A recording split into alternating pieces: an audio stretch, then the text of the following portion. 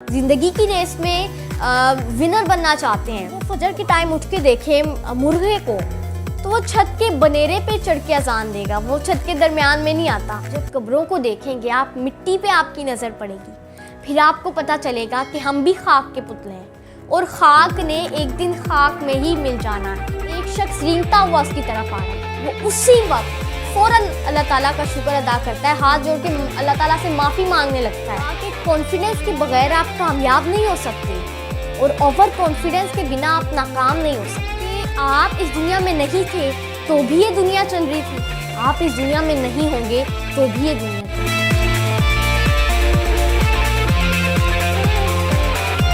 अस्सलामु अलैकुम जनाब, मेरे पापा मुझे बताते हैं कि जब मैं 9th क्लास में था तो एक दफ़ा हम सब स्टूडेंट्स मामूल के मुताबिक क्लास में बैठ के काम कर रहे थे कि अचानक स्कूल के प्रिंसिपल हमारी क्लास में एंटर होते हैं और कहते हैं कि बेटा आप भी खड़े हो जाओ, आप भी खड़े हो जाए, आप भी खड़े हो।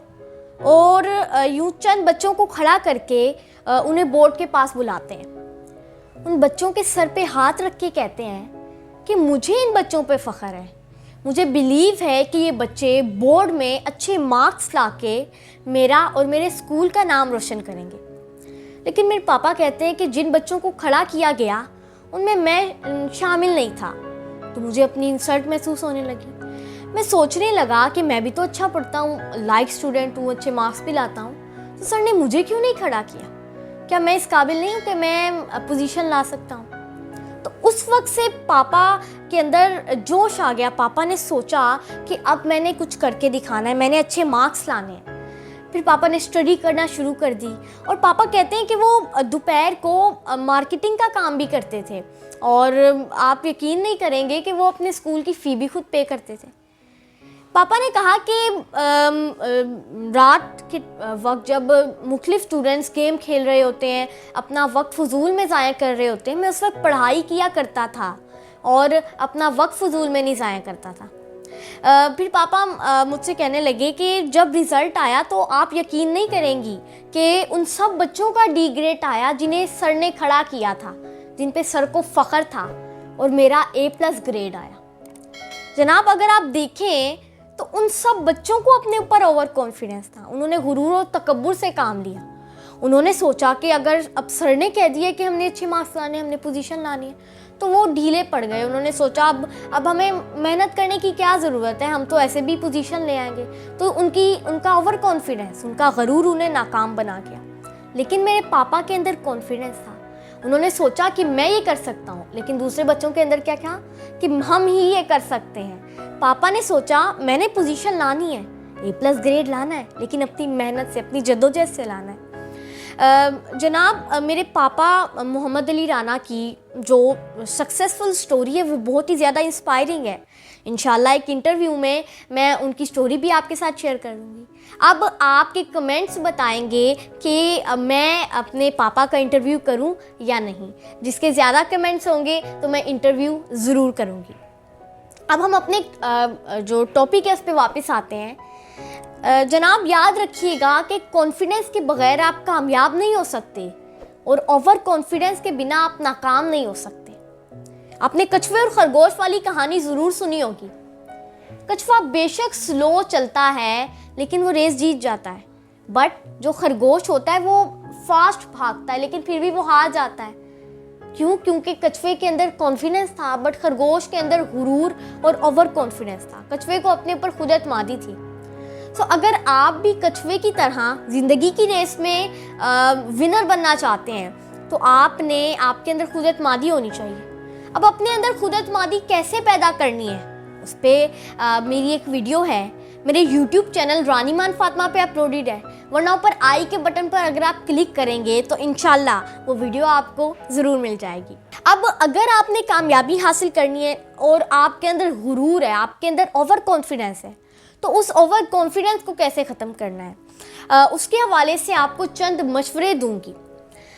देखिए, आप अगर सुबह फजर के टाइम उठ के देखें मुर्गे को, तो वो छत के बनेरे पे चढ़ के अजान देगा, वो छत के दरमियान में नहीं आता। वो सोचता है, उसके जहन में ये होता है कि अगर वो छत के दरमियान में आ गया ना तो उसके वजन से छत गिर जाएगी। कहते हैं कि मुर्गे को भी अपने ऊपर ओवर कॉन्फिडेंस होता है।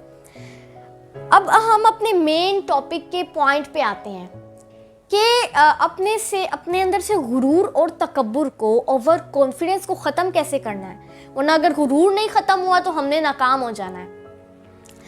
जनाब बहुत सारे तरीके हैं, लेकिन एक आसान सा तरीका आपके साथ शेयर करना चाहूँगी।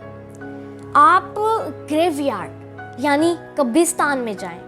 आप जब कब्रों को देखेंगे, आप मिट्टी पे आपकी नज़र पड़ेगी, फिर आपको पता चलेगा कि हम भी खाक के पुतले हैं और खाक ने एक दिन खाक में ही मिल जाना है। बाबा फरीद रहमतुल्लाह अलैह क्या खूब फरमाते हैं, वेख फरीदा मिट्टी खुली, वेख फरीदा मिट्टी खुली, मिट्टी उत्ते मिट्टी डुल्ली, मिट्टी हसे मिट्टी रोए, मिट्टी हसे मिट्टी रोए, अंत मिट्टी दा मिट्टी होए, ना कर बंदिया मेरी मेरी, ना कर बंदिया मेरी मेरी, ना ए तेरी ना ए मेरी, चार दिना दा मेला दुनिया, चार दिना दा मेला दुनिया, फिर मिट्टी दी बन गई टेली। वो शख्स जो 4 दिन पहले काटन का सूट पहन के पूरे मोहल्ले में घूमता है, मोहल्लेदारों को बताता है कि मैं इन होटलों में खाना खाता हूँ, इतनी मेरी गाड़ियाँ हैं, इतने मुलाजमीन हैं, तो इतने मकान किराए पे दिए हुए हैं, उस शख्स ने भी तो कब्रिस्तान में आना है,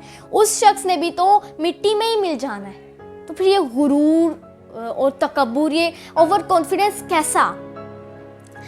जनाब ओवर कॉन्फिडेंस को ख़त्म करने का एक और बहुत जो कॉमन सा तरीका है वो शुक्रगुजारी है।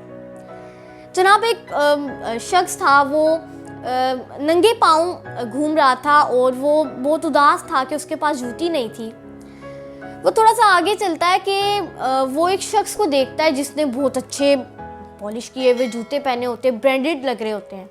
उसी वक्त अल्लाह ताला से शिकवा करने लगता है कि अल्लाह तूने मुझे जूती खरीदने के भी पैसे नहीं दिए, और वो देखो उसने ब्रांडेड जूते पहने हुए हैं, पॉलिश हुए हुए। अब वो उदासियत के आलम में शिकवा करता हुआ आगे पहुंचता है। थोड़ा सा आगे अभी चलता है कि एक शख्स रेंगता हुआ उसकी तरफ आ रहा है। वो उसी वक्त फ़ौरन अल्लाह ताला का शुक्र अदा करता है, हाथ जोड़ के अल्लाह ताला से माफ़ी मांगने लगता है कि अल्लाह मुझे माफ़ कर दे, मैंने तुझसे शिकवा किया, तेरा शुक्र है कि तूने मुझे चलने के लिए पाँव तो दिए। जनाब जो शख्स रेंगता हुआ उसकी तरफ आता है, उसके पास तो पाँव भी नहीं होते। आप हमेशा अपने से नीचे वालों को देखें, ऊपर वाले को देखेंगे तो आप शुक्र कर ही नहीं सकते। आप जब नीचे वालों को देखेंगे ना, तो फिर आप अल्लाह ताला का शुक्र अदा करेंगे कि अल्लाह तेरा शुक्र है, तूने हमें इन लोगों से बेहतर बनाया। इशफाक अहमद रहमतुल्लाह अलैह, वासिफ अली वासिफ रहमतुल्लाह अलैह और बुज़ुर्ग वो कब्रिस्तान में जाते थे, उनकी आंखें नम हो जाती थी, इसलिए उनके अंदर ओवर कॉन्फिडेंस और गुरूर नहीं था। वो अपने से निचले तबके का इंटरव्यू करते थे। अगर गुरूर को ख़त्म करना है तो शुक्र अदा करना शुरू कर दें। शुक्र जब आप अदा करते हैं तो आपको पता चलता है कि वही ज़ात है देने वाली और वही ज़ात है लेने वाली। अगर आप किसी की मदद कर रहे हैं ना, तो फिर भी गुरूर ना करें, ओवर कॉन्फिडेंस ना करें, क्योंकि आप ये याद रखें कि अल्लाह ने हमें दिया है, हम मदद करने का ज़रिया बने हैं, और अल्लाह चाहे तो हमसे वो ले लेगा। तो उम्मीद है कि अगर इन चंद मशवरों पे अमल करेंगे तो आपके अंदर का ओवर कॉन्फिडेंस ख़त्म हो जाएगा। याद रखिएगा कि आप इस दुनिया में नहीं थे तो भी ये दुनिया चल रही थी, आप इस दुनिया में नहीं होंगे तो भी ये दुनिया चलेगी। तो ये गुरूर और तकब्बुर, ये ओवर कॉन्फिडेंस कैसा? अल्लाह हम सबको हमेशा शुक्र अदा करने की तौफीक अता करे और हम सबका खात्मा ईमान पर फरमाए। आमीन।